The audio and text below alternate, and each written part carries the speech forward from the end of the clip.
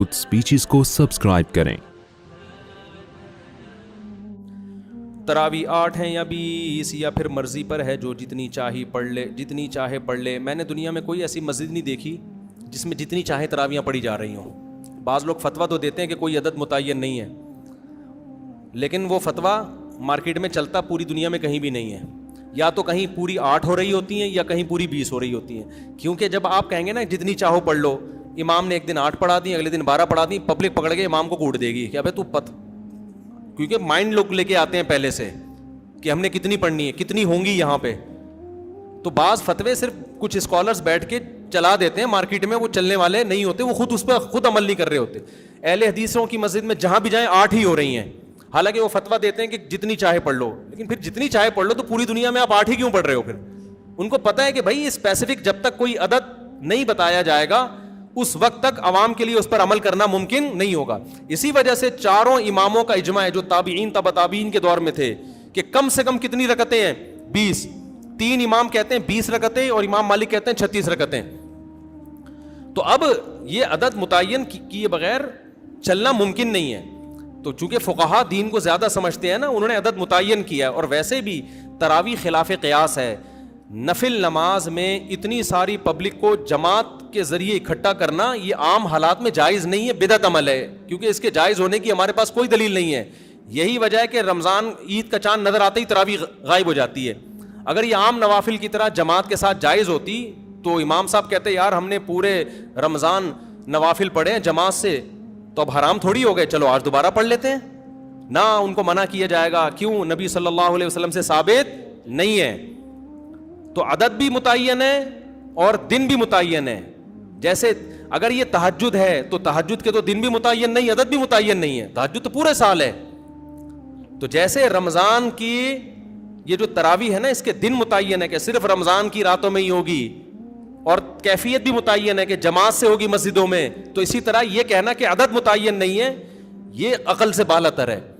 हजरत उमर ने या तो 20 रकतें शुरू की थी या 8, क्योंकि 2 ही रिवायतें मिलती हैं हजरत उमर से, 8 वाली भी मिलती है 20 वाली भी। हम कहते हैं उस 8 वाली पर पूरी रूए जमीन में कहीं भी अमल नहीं हुआ, और उस 8 की सनद में इस्तिराब होने की वजह से ज़ईफ भी है। बड़े बड़े मुहद्दिसीन ने उसको ज़ईफ करार दिया है। जो स्कॉलर्स यूट्यूब पे आके ये कहते हैं ना कि बिल इत्तिफाक सही है, खुदा की कसम झूठ बोलते हैं। वो इतने धटल्ले से आजकल झूठ बोला जाता है ना सोसाइटी में कि लोग उसको सच समझना शुरू कर देते हैं और फिर चैलेंज करते हैं कोई ये गोल्डन सनद है, कोई 8 रकत वाली हदीस को ज़ईफ नहीं साबित कर सकता। हम जब कहते हैं कि हम जब हवाले पेश करते हैं, मेरी ऑडियो बयान है उसमें पूरे मैंने हवाले पेश किए हैं कि कितने लोगों ने उसको मुस्तरब कह के, मुस्तरब हदीस भी ज़ईफ होती है, उसको रद्द किया है, तो वो उसका जवाब ही पी जाते हैं। वो चैलेंज उनके चल रहे हैं, लोग उनके हवालों से मुतासिर हैं। तो अगर वो 8 रकत वाली हजरत उमर से ड्रीम सेल के ऑफर इतने बड़े हैं कि इनके आगे तो बड़े बड़े भी छोटे पड़ जाएंगे। Dream Sale. Win luxury cars, phones and guaranteed discounts. Make your team now. साबित होती तो उस दौर में कितनी रकतें चलती? 8।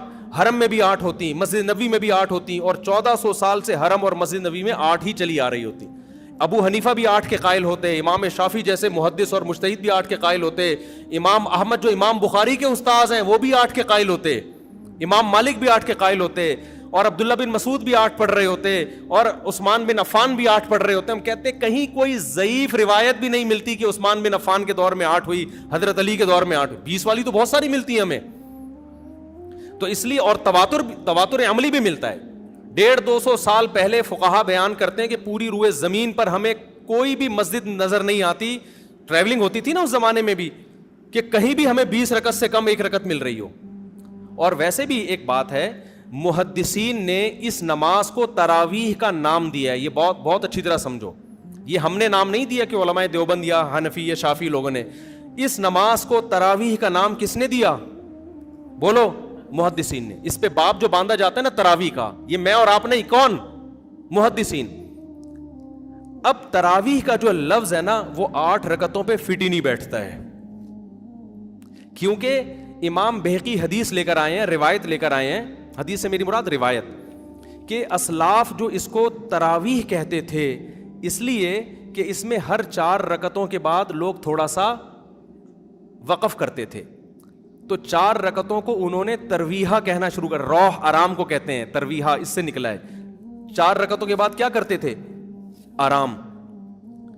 تو اس لیے ہر 4 رکعت کے بعد, ہر 4 رکعت کو ایک ترویحہ.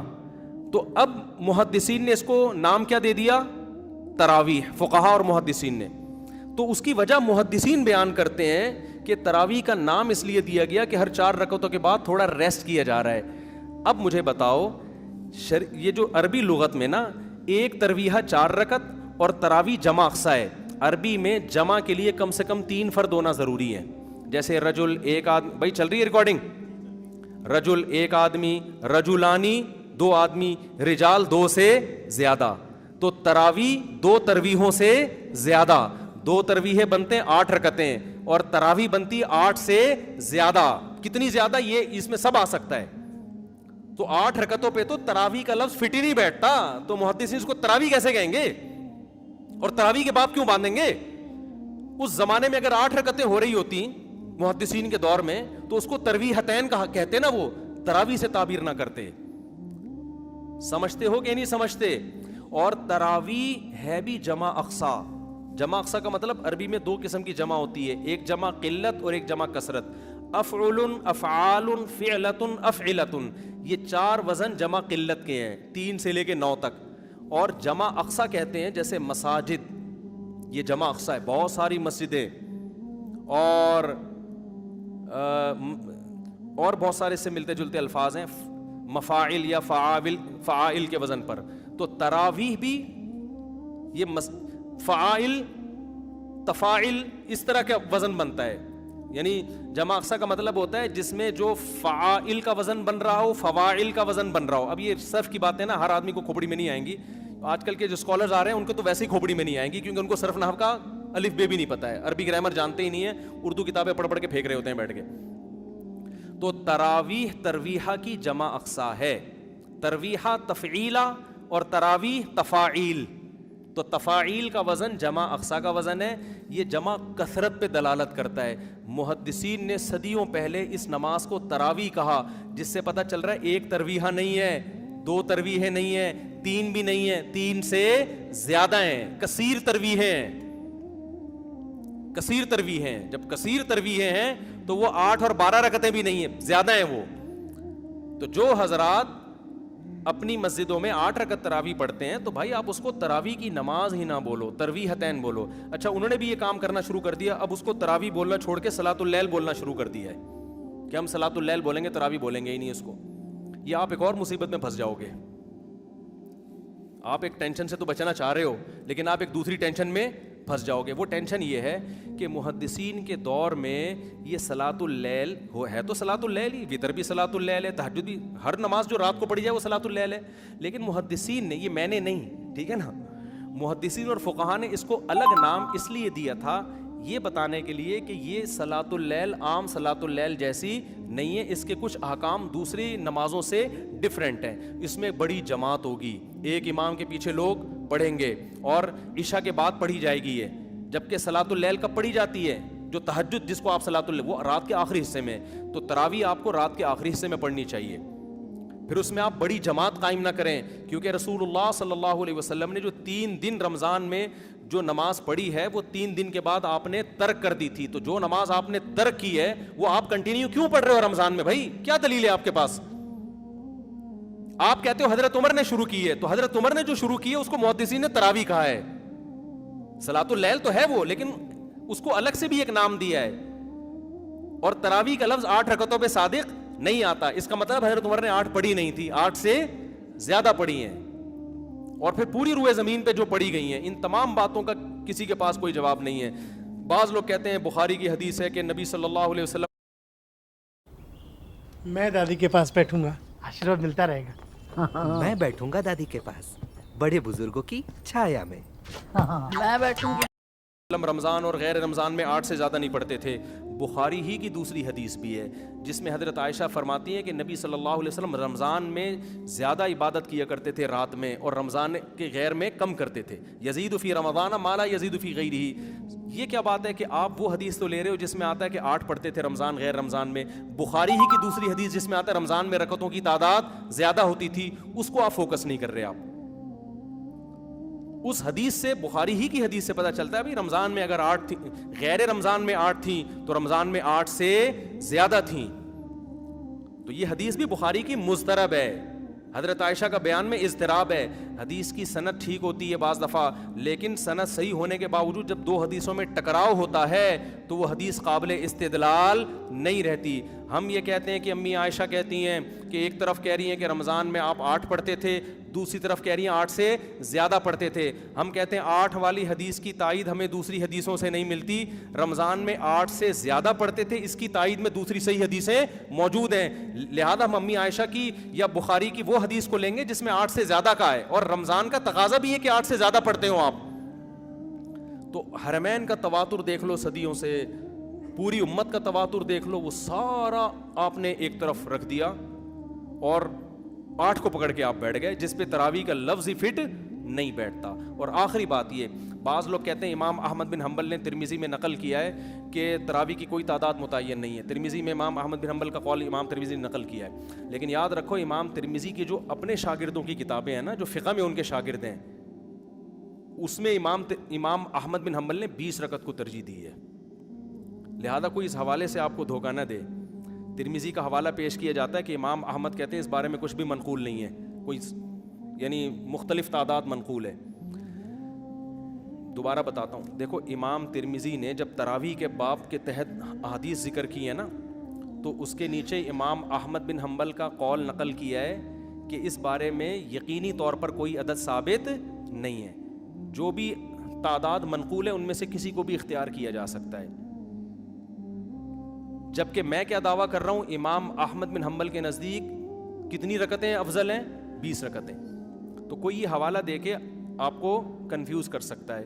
تو خوب سمجھ لیں, جب کسی مجتہد سے 2 مختلف قول منقول ہوتے ہیں, ایک قول ان لوگوں سے جو فقہ میں ان کے شاگرد ہیں اور ایک قول جو حدیث میں شاگرد ہیں, تو مسائل میں اس قول کو ترجیح ہوتی ہے جو فقہ میں ان کے شاگرد, کیونکہ وہ قانون بیان کر رہے ہیں. امام احمد بن حنبل کی جو فقہ کی کتابیں ہیں جس میں امام احمد بن حنبل کا فتویٰ نقل کیا گیا ہے, جو ان کے جتنے شاگرد ہیں جس کو فقہ حنبلی کہا جاتا ہے, وہ سب اس پر متفق ہیں کہ امام احمد بن حنبل کے نزدیک کتنی رکعتیں ہیں؟ 20 رکعتیں ہیں. تو وہ زیادہ اس ترجیح ہے. دوسری بات یہ کہ امام ترمذی نے جو امام احمد بن حنبل کا قول نقل کیا کہ ان کی نظر میں کوئی تعداد متعین نہیں ہے, اس سے بھی 8 پھر بھی مراد نہیں ہے, کیونکہ امام ترمذی نے جو روایت پیش کی 16 رکعتوں والی, 20 رکعتوں والی اور 20 سے بھی زیادہ رکعتوں والی, تو وہ ان میں ترجیح دے رہے ہیں کہ یہ سب ثابت ہے. 8 کی امام ترمذی نے کوئی حدیث نقل کی نہیں ہے, تو 8 تو پھر بھی امام احمد بن حنبل کے 8 کا تو امام احمد بن حنبل تذکرہ ہی نہیں کر رہے ہیں. نہیں آ رہی بات میرا خیال ہے. تو یہ ایک خالصتاً علمی ٹاپک ہے. میرا اس پر ایک آڈیو بیان موجود ہے تراویح, پوری سندیں پڑھ کے میں نے اس کی تحقیق کی ہے. اور یہ بھی یاد رکھو, آج کل بعض اسکالرز گڑبڑ یہ کرتے ہیں, یہ بہت ہو رہا ہے یوٹیوب پہ, یہ منجن بہت بک رہا ہے. ایک حدیث ہوگی, بیان کرنے والا بھی صحابی ایک, اس سے بھی نقل کرنے والا ایک, وہ حدیث مختلف کتابوں میں ہے. تو پتہ ہے کیا کہتے ہیں؟ 6 حدیثیں اس بارے میں. اس بارے میں کتنی حدیثیں ہیں؟ ابے بھائی 6 حدیثیں نہیں ہیں, ایک حدیث ہے. اس حدیث کو مختلف محدثین نے لیا ہے. یہ منجن بڑا بک رہا ہے یوٹیوب پہ. پھر وہ حوالے دیتے ہیں, بخاری میں بھی حدیث نمبر فلاں فلاں فلاں, اس میں بھی یہ ہے, مسلم میں حدیث نمبر فلاں فلاں فلاں, مشکات میں حدیث. حالانکہ مشکات میں تو حوالہ دینے کی ضرورت ہی نہیں ہے, کیونکہ مشکات تو بخاری سے لے رہی ہے. یہ منجن بک رہا ہے یوٹیوب پہ, اور بڑے مشہور اسکالر ہیں, میں نام نہیں لیتا, آج کل بہت سارے اسکالر یہ کام کر رہے ہیں. میں دوبارہ بتاتا ہوں کرتے کیا ہیں. جو اپنے مسلک کی تائید میں جب حدیث پیش کریں گے نا, حدیث صرف ایک ہوگی اور اس کے مخالف درجنوں حدیثیں ہوں گی. لیکن وہ منجن کیسے بکے گا؟ عوام تو سامنے بیچاری پڑھی لکھی ہوتی نہیں دینی اعتبار سے, وہ منجن ایسے بکتا ہے کہ یہ حدیث بخاری میں حدیث نمبر فلاں فلاں فلاں فلاں, مسلم میں حدیث نمبر فلاں فلاں فلاں, اس میں بھی ہے, ترمذی میں حدیث نمبر فلاں فلاں فلاں. ابے یار یہ تو چل رہا ہے نا, اس کو آگے لے آئیں. ترمذی میں حدیث نمبر فلاں فلاں فلاں. آدمی کہتا ہے یار اتنی ساری حدیثیں, اور یہ مولویوں کو کیا ہو گیا؟ پھر آپ کہتے ہیں مشکات میں حدیث نمبر فلاں. حالانکہ مشکات مستقل حدیث کی کتاب نہیں ہے, وہ یا تو بخاری سے لے رہی ہوگی یا مسلم سے یا اور کسی کتاب سے. تو جب بخاری کا حوالہ دے دیا تو اب کم بخت مشکات کا حوالہ کیوں دے رہا ہے؟ ٹھیک ہے نا. یہ ایسے ہی ہے جیسے میں کہوں کہ یہ حدیث بخاری میں فلاں اور ریاض الصالحین میں فلاں صفحے پر، تو ریاض الصالحین نے تو بخاری سے ہی لیا ہے نا. یہ منجن بک رہے ہیں اور حدیث صرف ایک ہی ہے، وہ نقل کرنے تو وہ درجنوں حدیثیں نہیں کہلائیں گی، وہ ایک حدیث کہلائے گی. زیادہ حدیثیں جب کہلائیں گی کہ کم سے کم ایک سے زیادہ صحابی اس کو نقل کر رہے ہوں، یا کم از کم صحابی کے تو 2-4 شاگرد نقل کر رہے ہوں نا. تو یہ منجن آج کل بک رہا ہے، لوگ بھرم میں آتے ہیں. میں نے جب تراویح پر بیان ریکارڈ کروایا نا، آڈیو بیان ہے، پوری سندیں پڑھ کے، اس میں ایک صاحب نے دعویٰ کیا تھا کہ 8 رکعت تراویح پہ 8 حدیثیں ہیں، حالانکہ 2 حدیثوں کو کیا بنا کے پیش کر دیا تھا. ایک بخاری والی حدیث جس میں آتا ہے کہ نبی رمضان غیر رمضان میں 8 پڑھتے تھے، جس کا تراویح سے تعلق ہی نہیں ہے. دوسری حدیث حضرت عمر سے، وہ بھی ایک ہی حدیث تھی، اس کو گھما کے کتنے 7 حدیثیں بنا کے پیش کی ہے. تو یہ منجن مارکیٹ میں بک رہے ہیں، ملتے جلتے ناموں سے دھوکہ نہ کھائیں. دیکھو دین قرآن و سنت کا نام ہے، اور قرآن و سنت کی وہ فہم جو ائمہ اربعہ نے جس کو سمجھا نا، اسلاف نے جس کو سمجھا، وہ فہم کو آج کے اسکالرز پہ آپ ترجیح دو، چاہے وہ سعودیہ کا اسکالر ہو، چاہے وہ دبئی کا ہو، چاہے وہ پاکستان کا ہو. آج کے اسکالرز پہ اعتماد نہیں کیا جا سکتا. لوگ کہتے ہیں مکہ کے اسکالر نے فتویٰ دیا ہے. بھائی مکہ کے اسکالر میں بھی دونوں طرح کے لوگ ہیں، وہاں بھی ایسے لوگ بھی ہیں جو مضبوط علم والے لوگ ہیں، اور ایسے لوگ بھی ہیں جو سرکاری ٹائپ کے ہیں، گورنمنٹ جو کہہ رہی ہے وہ فتویٰ دے رہے ہیں. ابھی تو وہاں تو خلا اتنا آسان ہو گیا سعودی عرب میں، لیکن اس پہ بھی آپ کو فتویٰ مل جائے گا کہ وہ صحیح ہے. تو تحقیق کہاں ہو رہی ہے؟ تو ابھی تو حکومتوں کے بڑے اثرات ہیں. یہ تو پاکستان بچا ہوا ہے، یہاں کے علماء ابھی بھی بہت حد تک حکومت کے دباؤ سے بچے ہوئے ہیں. لہذا یہاں غلط اسکالر بھی بھرپور ملیں گے، صحیح اسکالر بھی بھرپور ملیں گے. لیکن یہ میں آپ کو بتا دوں کہ جب تک پراپر وے میں انسان علم حاصل نہیں کرتا اور اپنے علم کو اسلاف سے جوڑتا نہیں ہے، صرف اپنی کھوپڑی استعمال کر کے لوگوں کو گائیڈ کرے گا، تو وہ غلط گائیڈنس کی طرف لے جائے گا، وہ لوگوں کو صحیح رہنمائی نہیں کرے گا. یہ بڑا مسئلہ ہے آج کل. تو آپ اپنے علم کو اسلاف سے جوڑیں اور دیکھیں ماضی کے فقہا کیا کہتے تھے. ان میں غلطی کا امکان کم ہے، آج کل لوگوں میں غلطی کا امکان زیادہ ہے، کیونکہ علم اٹھ رہا ہے، علم پھیل نہیں رہا. حدیث میں آتا ہے قرب قیامت میں علم اٹھے گا. ظاہر ہے اس سے سائنس اور ٹیکنالوجی کا علم مراد نہیں ہے، وہ تو پھیل رہا ہے، اس سے دین کا علم مراد ہے. اور اسکالرز آ کے آج کیا بات کرتے ہیں؟ آج جو نالج لوگوں کے پاس ہے وہ پہلے نہیں تھی. بھائی آپ تو حدیث کے خلاف بات کر رہے ہو. حدیث سے پتہ چلتا ہے کہ آج نالج کم ہو رہی ہے، پہلے دین کی نالج زیادہ تھی. بہت ہو گیا میرے بھائی یار. السلام علیکم.